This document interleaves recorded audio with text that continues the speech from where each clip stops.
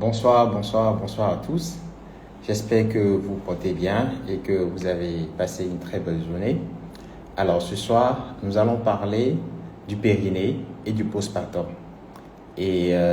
Pour parler de ce sujet, je vais inviter Boniti, qui est kinésithérapeute, et Madame Diop, qui est sage-femme, sage-femme aux multiples casquettes.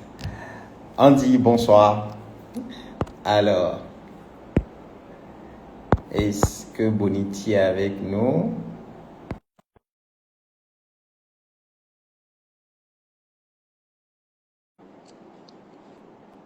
Quels sont les changements euh, en postpartum et quelles sont les pratiques à adopter après l'accouchement pour bien entretenir son périnée? Boniti, bonsoir. Alors, Bonsoir. je vais ajouter Madame Diop. OK. Alors, comment ça va? Bien et toi? Ça va, tranquille. Un peu fatigué, mais ça va. On est dans le même cas. La vie d'adulte. C'est pas simple. Alors, Madame Diop,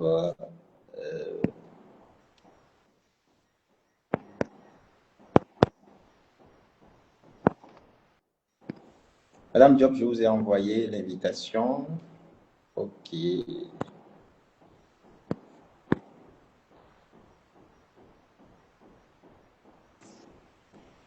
Alors, tu nous donneras quelques recommandations ce soir, Boniti, pour bien entretenir le périnée. On va plus parler de la femme, hein. Voilà, pas de la femme ce soir. Alors, Madame Diop a du mal. OK.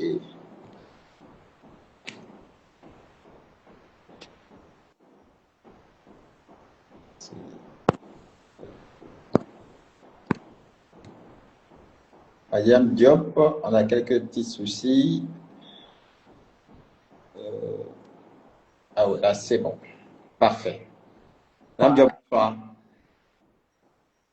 Ça va, vous allez bien? Ça va bien, merci et vous? Ça va, je vais bien, monsieur Alhamdulillah. Super. Alors, je vais vous laisser le soin de vous présenter à la communauté et à tous ceux qui nous suivent. Madame Diop, on va commencer par vous. Oh, mais je suis la dernière arrivée. Bon, pas grave. Je suis Fatoumata Ngaïdou et aujourd'hui, je porte la casquette de sage-femme. J'ai plusieurs casquettes, mais aujourd'hui, je me limite juste à la casquette de sage-femme. Voilà. Point. D'accord. Alors,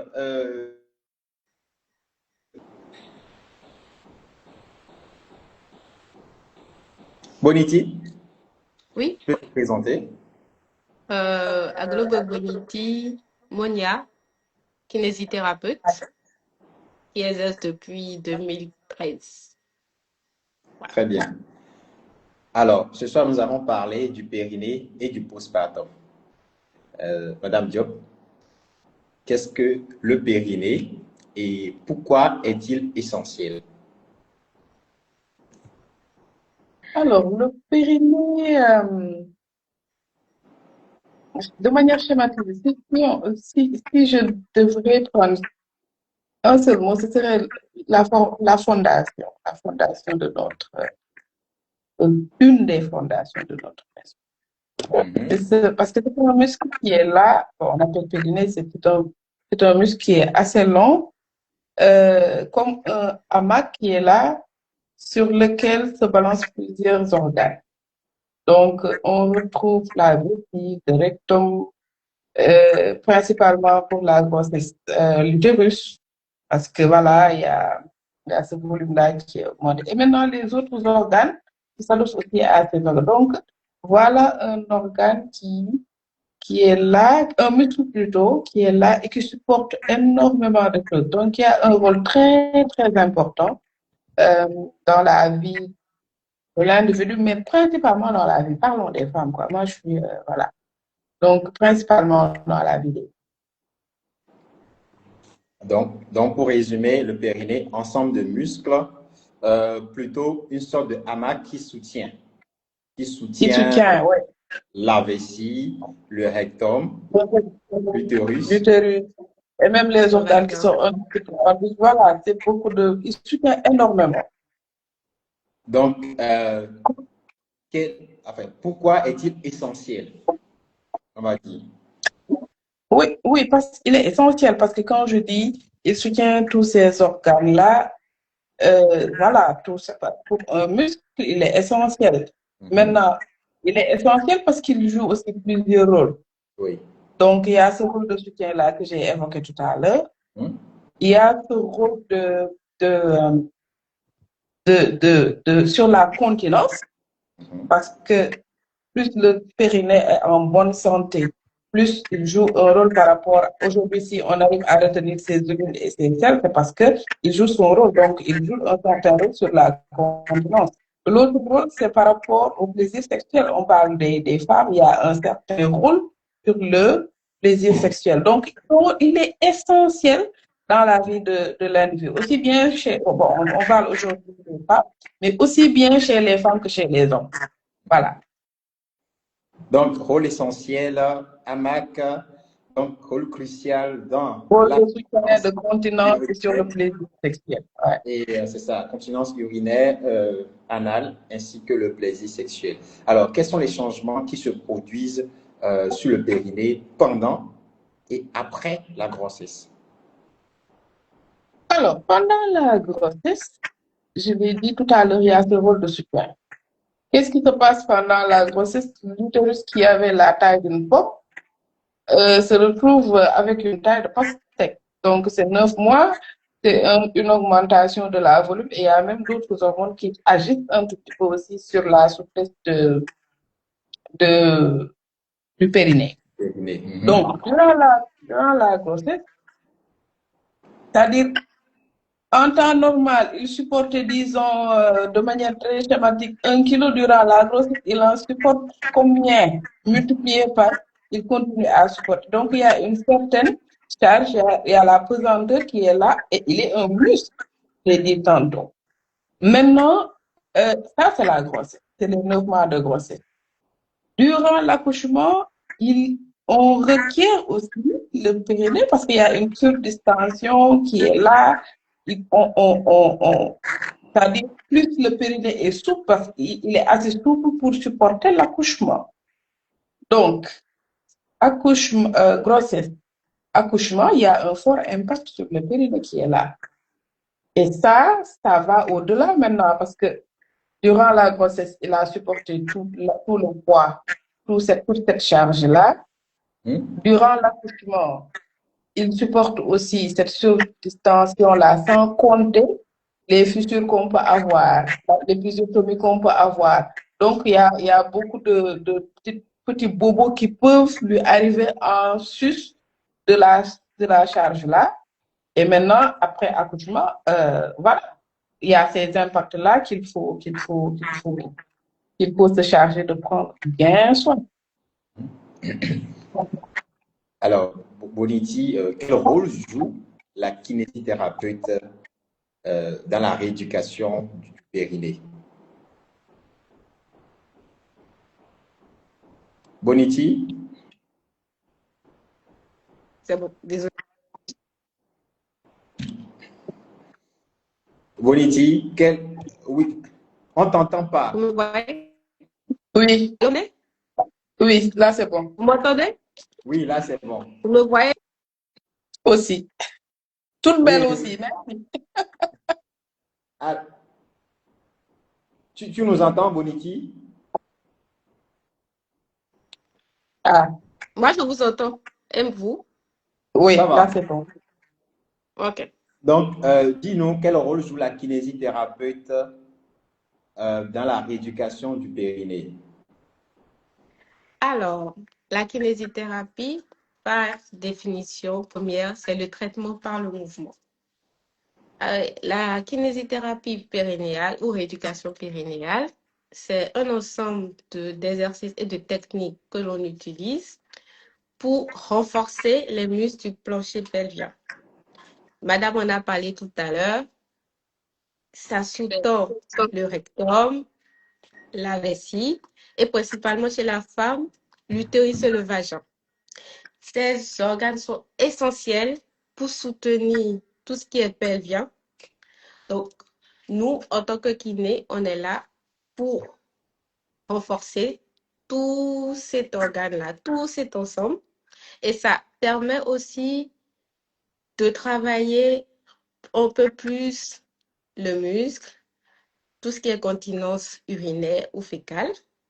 Et ça intervient, comme Madame l'a dit aussi, dans les activités sexuelles des patients.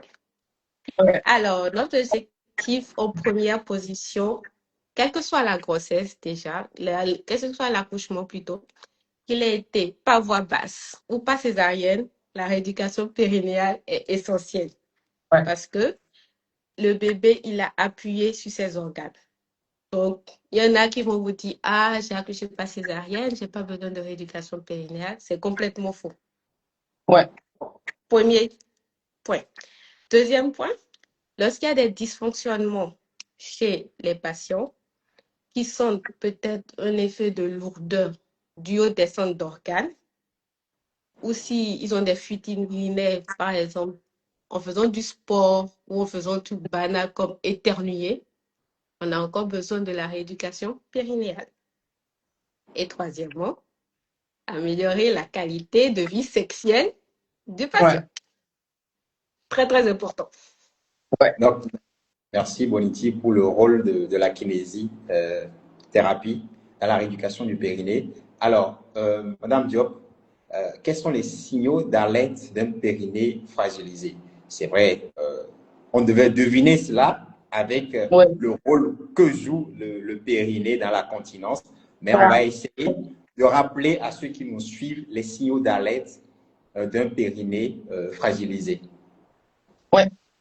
Alors, quand le périnée est fragilisé, il y a d'abord, bon, je disais tout à l'heure le rôle de soutien par rapport à ces organes-là. Donc, il y a les problèmes d'incontinence, c'est-à-dire on n'arrive plus à bien retenir ces selles, et puis on éternue, hop, on perd ses urines. Donc, l'autre chose, c'est les c'est-à-dire on n'arrive plus à retenir les selles, mais aussi les gaz. Il y a les paix. Parfois, on a même l'impression, souvent les femmes te disent, mais moi, depuis mon accouchement, j'ai des paix. C'est comme qui dirait que je pète par le vagin. Les paix vaginaux, et souvent, c'est signe que le périnée ne va pas bien. L'autre chose, c'est par rapport, je l'ai dit, par rapport au plaisir sexuel, on a l'impression, souvent le mot qui revient, j'ai l'impression d'être large. Je ne ressens plus rien. Donc, ce sont ces signes-là, souvent, qui font penser qu'il y a un souci par rapport au périnée et qu'il faut penser qu'il est temps d'aller faire la rééducation. Donc, tout ce qui est fuite, tout ce qui est fuite périnaire, tout ce qui est paix, les paix, là, les pertes de gaz, là, au niveau vagin, tout ce qui est difficulté par rapport à ça, pas difficulté, mais absence de plaisir, baisse de plaisir sexuel, il faut penser à ça pour vraiment agir rapidement. Merci. Et Boniti, à quel moment faut-il commencer? Alors, on va parler en mode technique. Après un accouchement par voie basse, donc naturelle, on peut commencer sa rééducation du périnée après 4 à 6 semaines.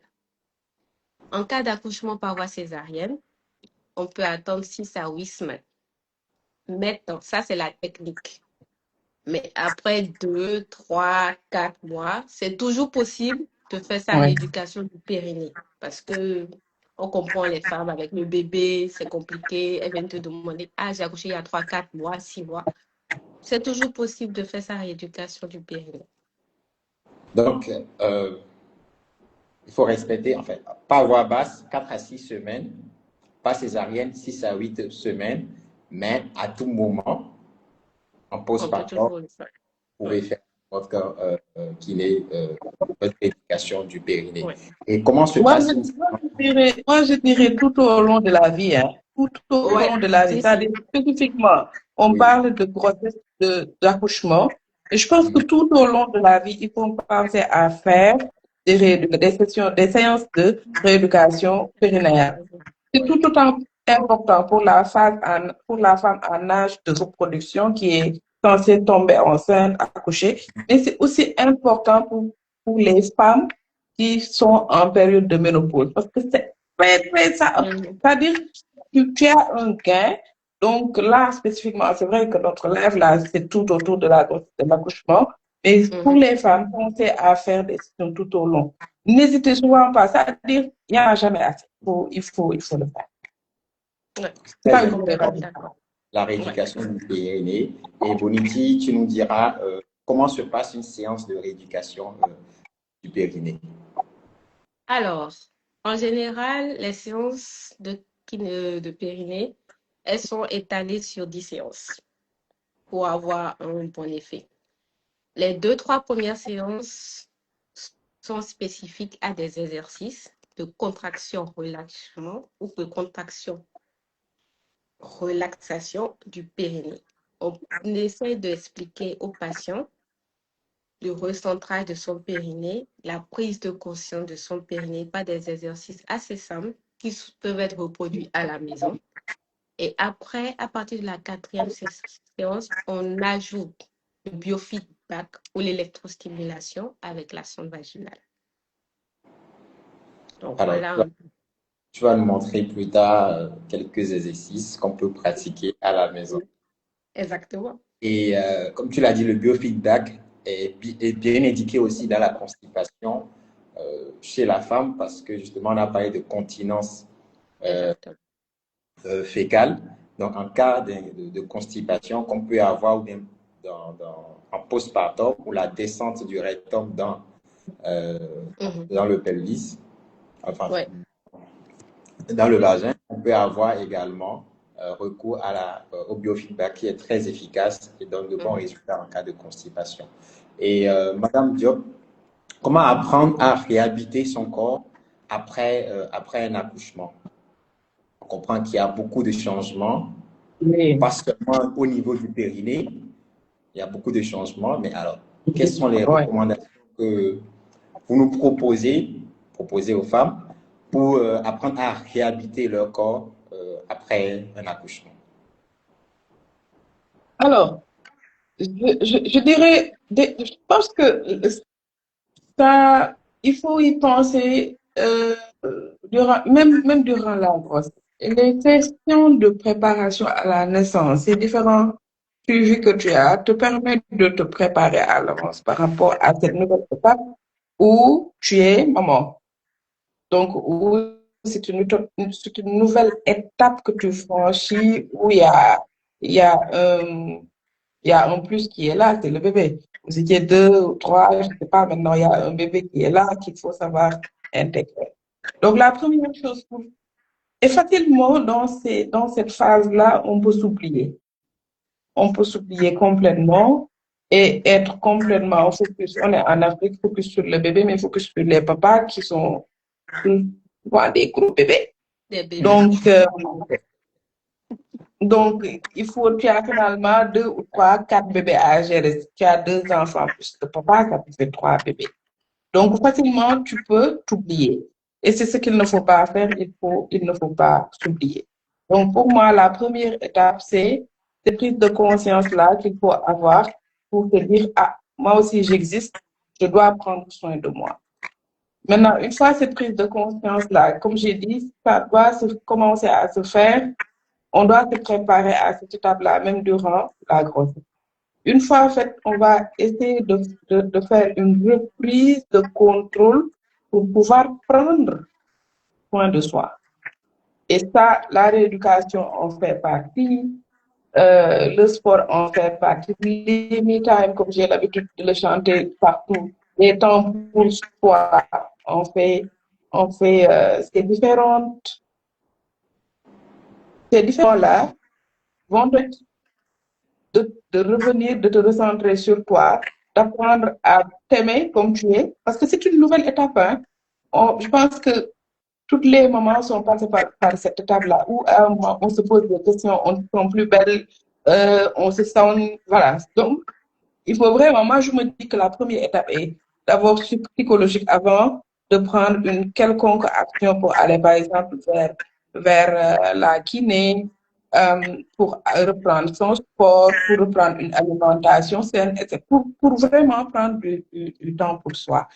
Donc, ce sont ces étapes-là auxquelles il faut penser. Il faut toujours penser à soi. Donc, il ne faut pas s'oublier.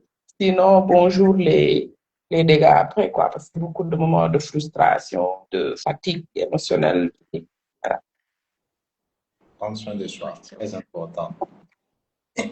Et Boniti, alors, tu nous proposeras peut-être 2 exercices qu'on peut faire à la maison, donc pour entretenir le périnée.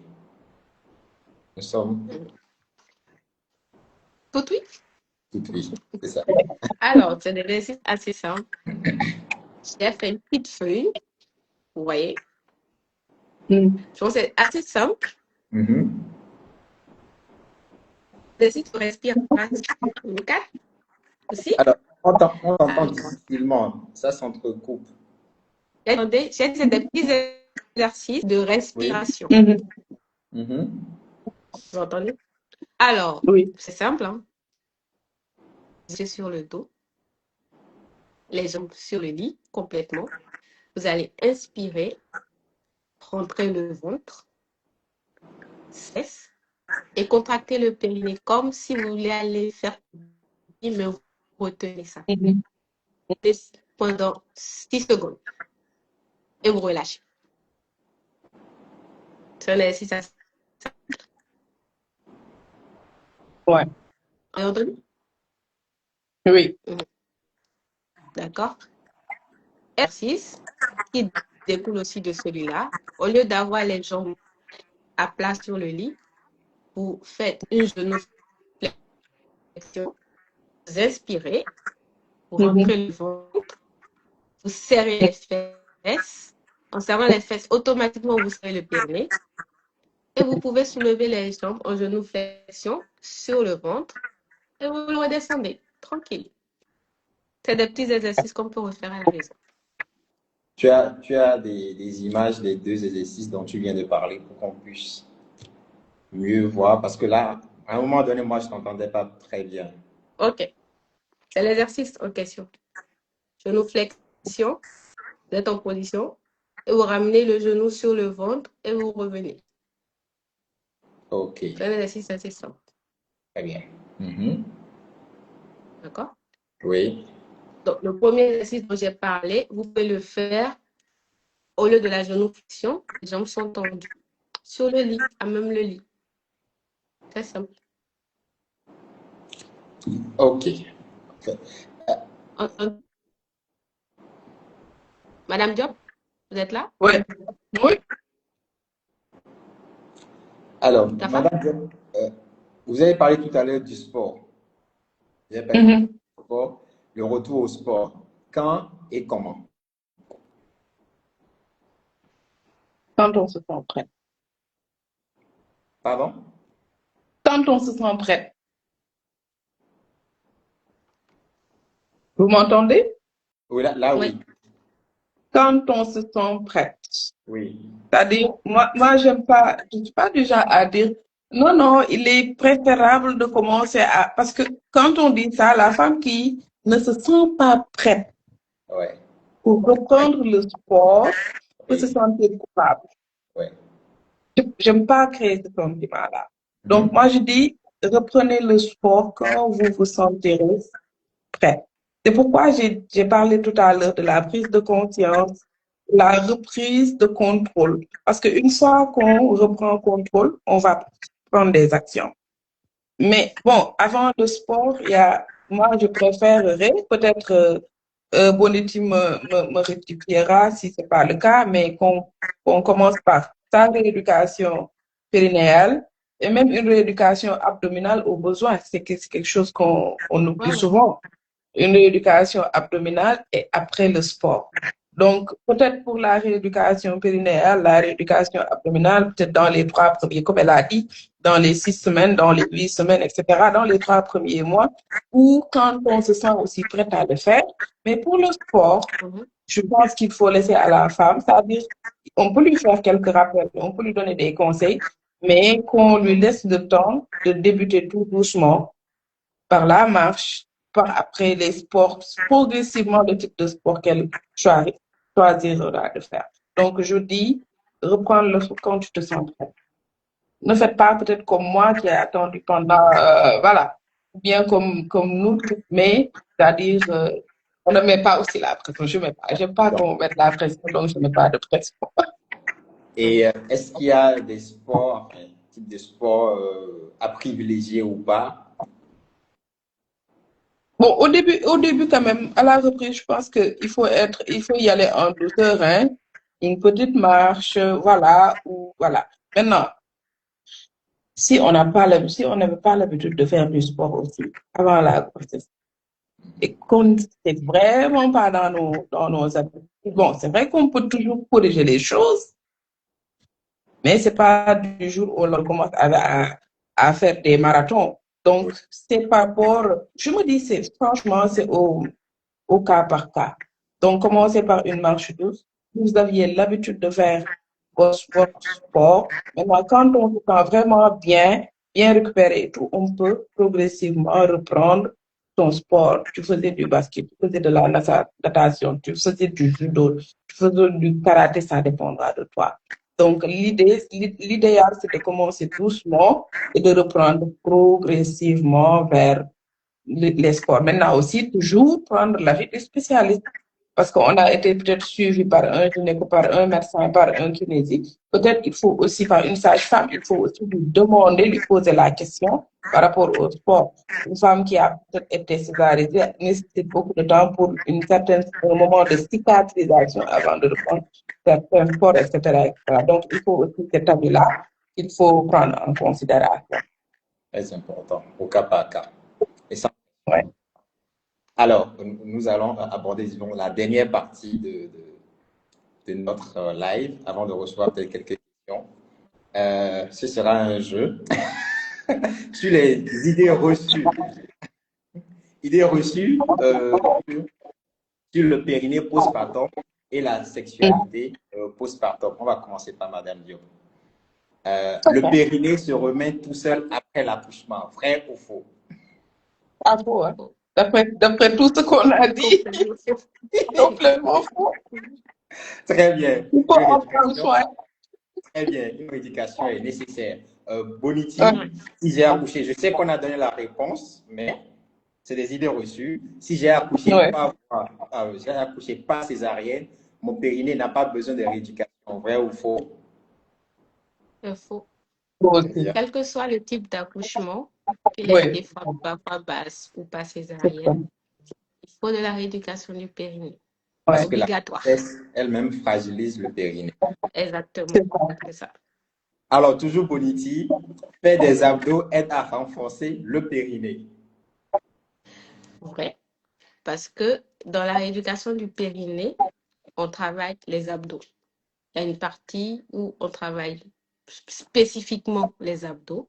Donc, oui, ça rentre dans la rééducation du périnée. La rééducation du périnée est douloureuse. Vrai ou faux, Boniti? Faux. Faux, ouais. Les exercices sont pas du tout douloureux. C'est assez simple. Comme je dis, c'est des exercices que la personne peut reprendre à la maison, même quand elle finit ses séances de kiné. Mhm. Maintenant, quand on met le biofeedback, c'est-à-dire l'électrostimulation, ça peut ne pas être agréable pour la personne, mais ça fait pas mal. Voilà, D'accord. c'est personne dépendant. Voilà, Ok, donc rééducation douce et adaptée. exactement. Madame Diop, alors, une femme, hein, si j'ai mal lors des rapports sexuels, c'est normal. Vrai ou faux? Ah non, c'est pas normal. C'est pas normal d'avoir. C'est même pas normal d'avoir mal. Et oui, c'est totalement faux. Et quand on a mal, c'est l'occasion d'aller consulter pour voir qu'est-ce qui cloche. Tout à fait. Alors, Madame Diop, je pense que c'est la dernière idée reçue. L'absence de désir signifie que je ne suis plus attiré par mon partenaire. Vrai ou faux? Ah, faux aussi. Faux. faux. Donc, plusieurs facteurs peuvent expliquer ça, l'absence, la baisse de libido, mais pas parce qu'on n'est plus attiré. Ça aussi, ça doit être un motif pour aller voir le spécialiste. Voilà. C'est totalement faux.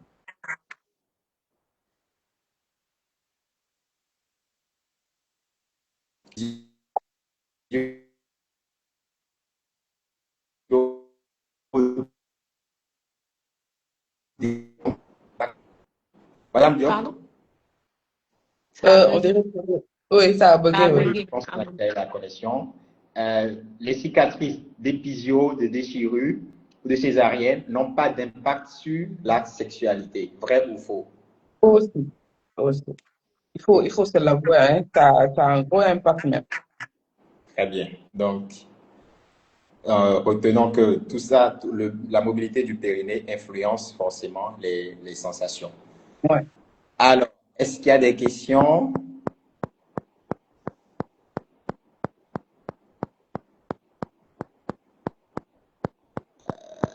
Est-ce qu'il y a des questions? J'en avais pas vu. Donc, on va fermer la session, mais avant, mot de fin. Mot de fin, Boniti, et après, on va inverser maintenant, Madame Diop. Boniti commence. Alors, Déjà, je tiens à vous remercier, Boniti et Madame Diop, pour la Merci. spontanéité et vraiment pour la disponibilité pour qu'on puisse, pour ce partage de connaissances. Et On est j'espère ensemble. qu'on va. Boniti, Ouais. mot de fin. merci à toi de nous avoir invités à ce petit live. Alors, comme je l'ai dit, la rééducation périnéale est très, très importante. On a remarqué ici que les gens ont peur. C'est un sujet assez tabou. Quand la femme, elle ne ressent plus de plaisir sexuel, quand elle a mal, elles ont vraiment de la peine à venir consulter déjà, voir le gynécologue ou demander de l'aide à quelqu'un. Donc, on exhorte les femmes, surtout, à venir consulter, à venir faire leur éducation du périnée, parce que le périnée, c'est notre combat. Ouais. Mon périnée, mon combat. Exactement.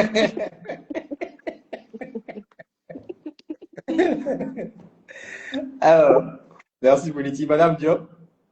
Bon, je pense qu'elle a tout dit. Boniti a tout dit, hein. Donc, je pense qu'il faut, voilà, le périnée il doit être assez souple pour durant la grossesse, pour faciliter l'accouchement, mais assez tonique après la grossesse pour pouvoir jouer son rôle de soutien et des différents autres rôles. Donc, il faut en prendre soin, il faut avoir ce réflexe-là d'aller vers les spécialistes, les kinés, c'est-à-dire les spécialistes qui font de la rééducation. Je pense que les kinés sont en première ligne par rapport à ça.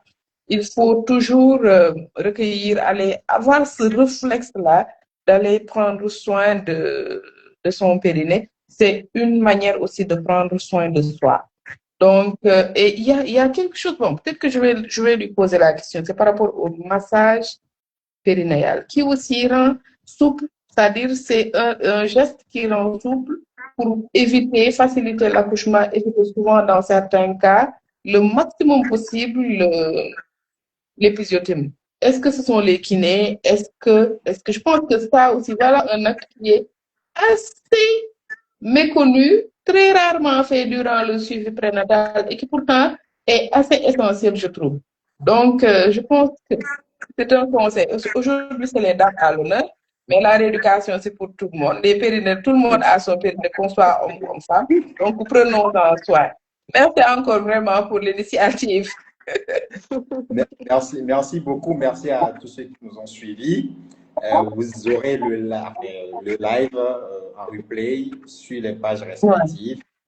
Et portez-vous bien. Prenez soin de vous. Prenez soin de votre périnée. Et à bientôt. Bonne soirée. À bientôt. Merci beaucoup. Bye bye. Bonne soirée. Au revoir. Merci. Bye bye. Bye.